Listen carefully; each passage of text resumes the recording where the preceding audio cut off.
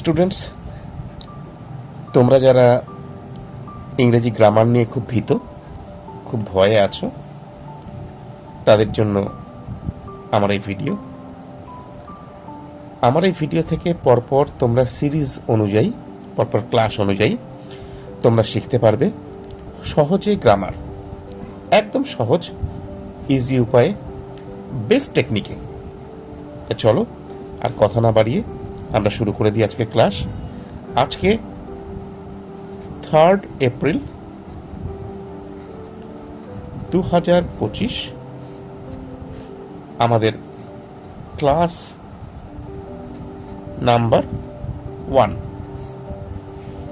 আজকে আমরা শিখব পার্টস অফ স্পিচ কাকে বলে। পার্টস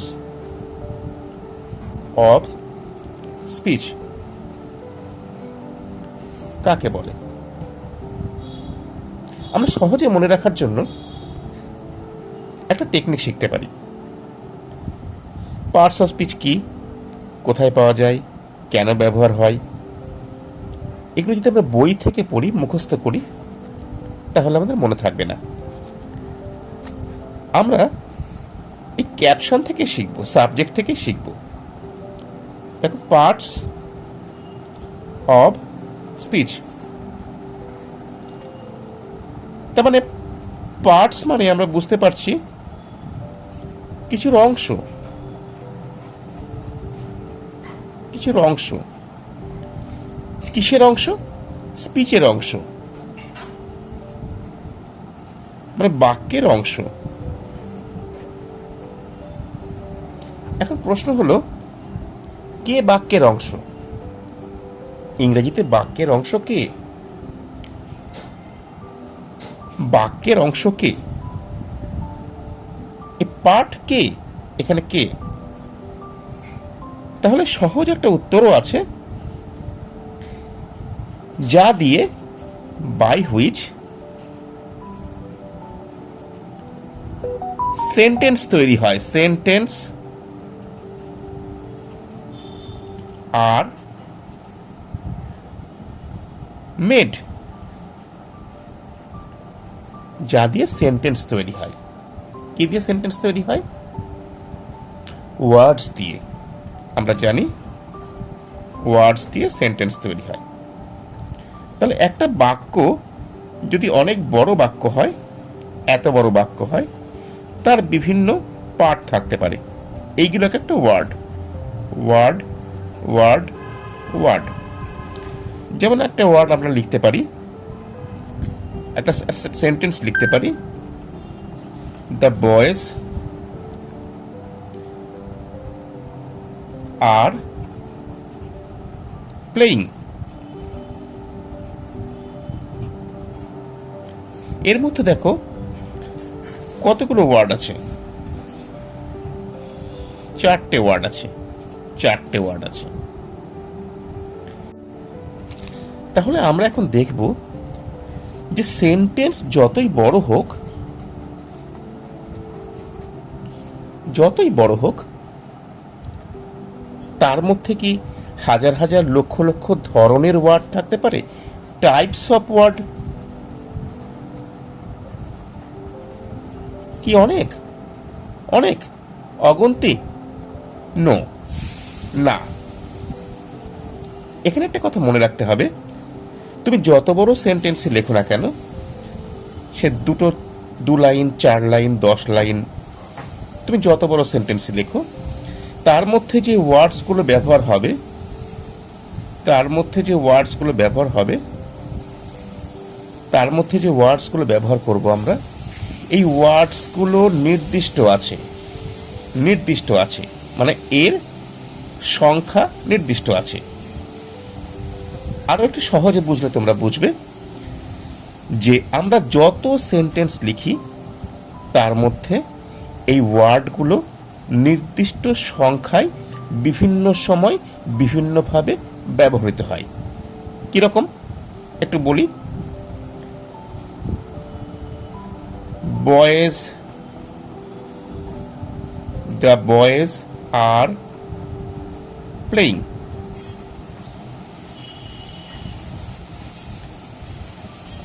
একটা ওয়ার্ড, দুটো ওয়ার্ড, তিনটে ওয়ার্ড, চারটে ওয়ার্ড আছে। চারটে ওয়ার্ড, আমি একটু আগেই বললাম চারটে ওয়ার্ড। এই চারটে ওয়ার্ড কিন্তু ভিন্ন ভিন্ন ধরনের, আলাদা আলাদা এদের প্রকৃতি। সেই রকম ওয়ার্ডসগুলো যে সেন্টেন্সে ব্যবহার হয় তার প্রকৃতি, যদি লক্ষ লক্ষ আমি সেন্টেন্স লিখি তার প্রকৃতি কী হবে? তার প্রকৃতি হবে নির্দিষ্ট সংখ্যার ওয়ার্ড বারবার ঘুরে ফিরে আসে। কত সংখ্যার, কত রকম ওয়ার্ড আসতে পারে? মোট 8 রকমের ওয়ার্ড আমরা ইংরেজি লিখতে গেলে সেন্টেন্সে ব্যবহার হয়। 8 প্রকারের, 8 কাইন্ডস।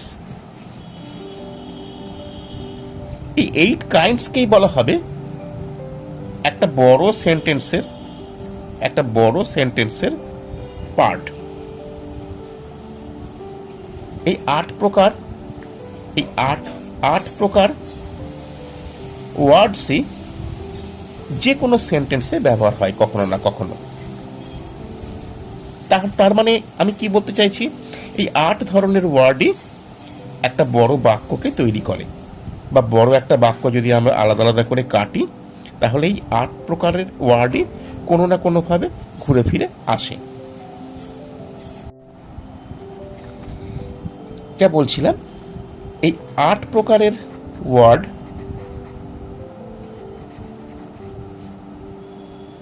এগুলো কি কি একটু দেখি।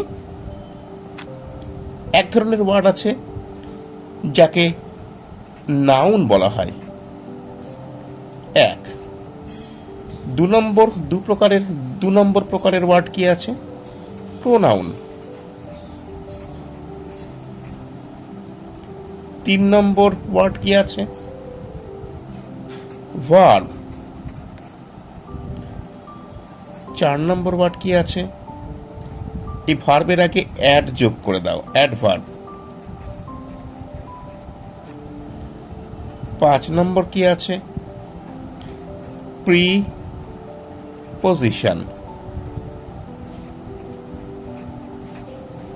6 নম্বর ওয়ার্ড কি আছে? কনজাংশন।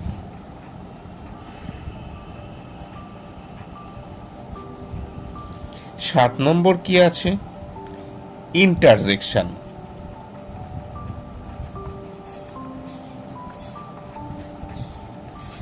8 নম্বর খুব গুরুত্বপূর্ণ, 8 নম্বর এ কে আমি 8 নম্বরে লিখছি। এই ধরনের ওয়ার্ডকে, যে ধরনের ওয়ার্ড আমরা বাক্যে ব্যবহার করি, সেন্টেন্সে ব্যবহার করি, একে 8 নম্বরে লিখছি, কিন্তু এর গুরুত্ব 1 নম্বর থেকেও বেশি। এই ওয়ার্ডটার নাম কি? এই ওয়ার্ডটার নাম হচ্ছে, এই অ্যাডভার্বের মতোই শোনাতে লাগে, এর নাম হচ্ছে অ্যাডজেক্টিভ। অ্যাডজেক্টিভের কাজ হচ্ছে বাক্য ভালো না খারাপ এটা বোঝানো। বাক্যের মধ্যে যে নাউন ব্যবহার হয়, সেই নাউন ভালো না খারাপ, নাউনের গুণ বোঝাতে, নাউনের দোষ বোঝাতে। খুব ইম্পর্ট্যান্ট এটা। আমরা আমাদের মানুষের মধ্যে যদি দোষ গুণ না প্রকাশ করতে পারি, সেই মানুষটার যেমন মূল্যহীন হয়ে পড়ে, সেই রকমই এই 8 প্রকার ওয়ার্ডের মধ্যে অ্যাডজেক্টিভ যা বাক্যে ব্যবহার হয় খুবই গুরুত্বপূর্ণ। এই 8 প্রকার যে ওয়ার্ড আমরা যত লক্ষ লক্ষ সেন্টেন্সে লিখি না কেন, এগুলোই ঘুরে ফিরে আসে, রাউন্ডে আসে, এগুলোই ঘুরে ফিরে আসে। একটা বড় সেন্টেন্স লিখতে গেলে, একটা বড় যদি সেন্টেন্স লিখি, এই 8 প্রকারের ওয়ার্ডই কোনো না কোনোভাবে সেন্টেন্সের মধ্যে ঘুরে আসে। কি কি ওয়ার্ড আছে? নাউন এক ধরনের ওয়ার্ড, প্রোনাউন এক ধরনের ওয়ার্ড, ভার্ব এক ধরনের ওয়ার্ড, অ্যাডভার্ব এক ধরনের ওয়ার্ড, প্রিপোজিশন এক ধরনের ওয়ার্ড, কনজাংশন এক ধরনের ওয়ার্ড, ইন্টারজেকশন এক ধরনের ওয়ার্ড, আর সব থেকে গুরুত্বপূর্ণ হচ্ছে অ্যাডজেক্টিভ। তাহলে আমরা কি জানলাম? পার্টস অফ স্পিচ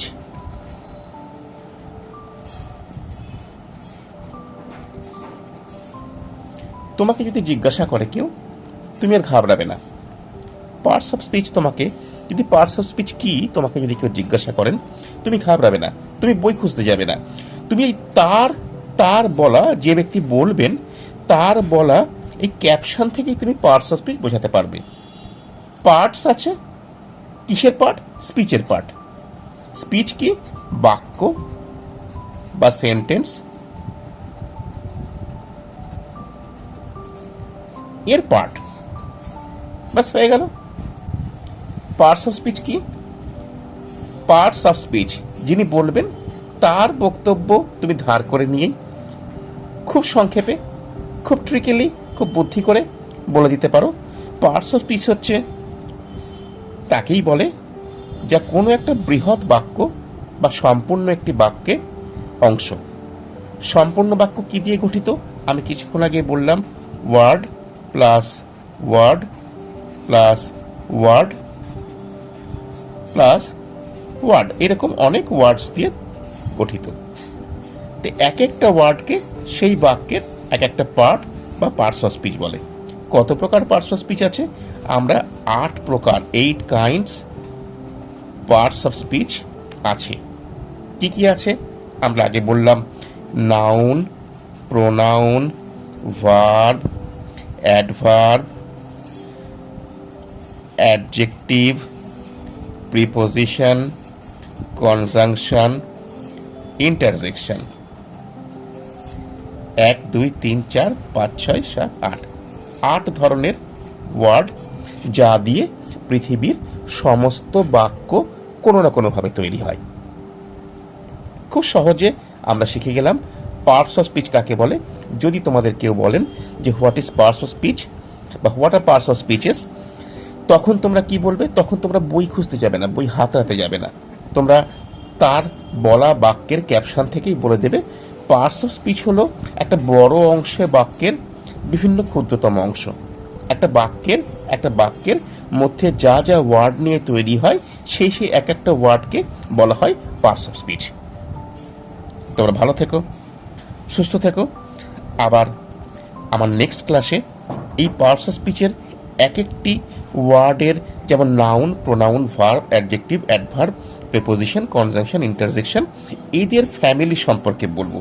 এদের ফ্যামিলি একটু জেনে নেওয়া প্রয়োজন আমাদের। এদের ফ্যামিলি সম্পর্কে বলবো, যেমন নাউনের ফ্যামিলিতে কে কে আছে, কেন আছে ওরা নাউনের ফ্যামিলিতে, কজন আছে। নাউনের ফ্যামিলিতে কে আছে? নাউনের ফ্যামিলিতে আছে নাম্বার হয় নাউনের, জেন্ডার হয়, পার্সন হয়, কেস হয়। ভার্বের ফ্যামিলিতে কে আছে? টেন্স হয়, ভয়েস হয়, মুডস হয়, জিরান্ট হয়, পার্টিসিপেল হয়। তোমাদের আমি কথা দিচ্ছি, তোমরা যদি 7টা ক্লাস এখানে দেখো, 7টা ক্লাসের মধ্যেই তোমরা